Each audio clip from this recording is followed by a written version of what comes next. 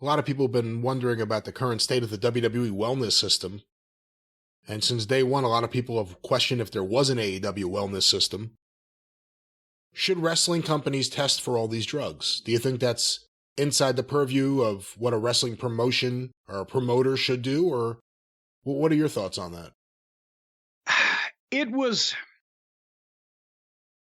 necessary at one time, I think, because it became necessary. And especially, I'm not talking about guys in independence, because they can do what they can do what they want, right? Good or bad, they're adults and they're independent contractors. In the WWF, later WWE, as we've talked about, those guys are independent contractors in classification only. They tell you what to do, where to go, et cetera, but because so many of the guys were developing issues and problems, there had to be something done. There had to be some testing.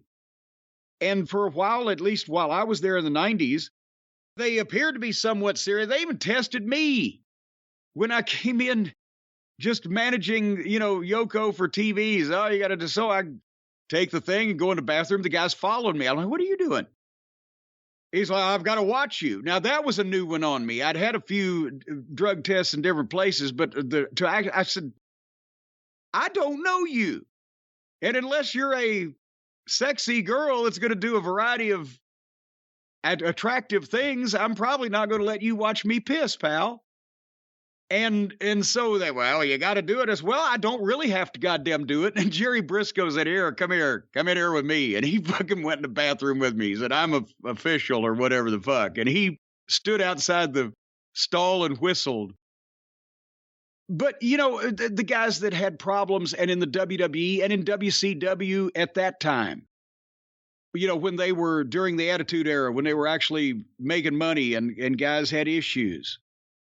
And I mean, you can go down into further companies. Should AEW, well, a lot of those guys do work independence, but for the money that he's paying, he should have the privilege of knowing whether anybody's fucked up or not, especially if there's reason, if there's reason to believe it. Because once a lot of companies establish programs and sooner or later it's expensive, and you're finding that most people ain't flunking, then it starts becoming a cost issue, and then they start doing it on cause if somebody suspects something or whatever. So, I mean, yes, I think the WWE has a right to, because as much as they got a right to tell any of the other, tell the guys any of the other things they tell them. And if you're working for a company full time and there's big money involved, if it's goddamn $150 independent shot, not only can the promoters not afford it, but then the guys will go, well, fuck you, I'll just work for any of these other fucking clowns. So there has to be a cutoff point.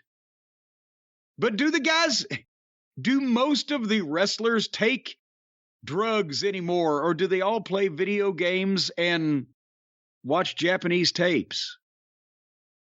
There are still plenty of wrestlers with pill problems. There are still plenty of wrestlers doing plenty of drugs. It doesn't go away. Well, good. It's good to know that at least some things never change. No. And that's the biggest thing that ought to be looked for, I would think, honestly, is prescription medication, painkillers in specific, because that's the issue now. I think that if anybody in the wrestling business has one, that's where it starts.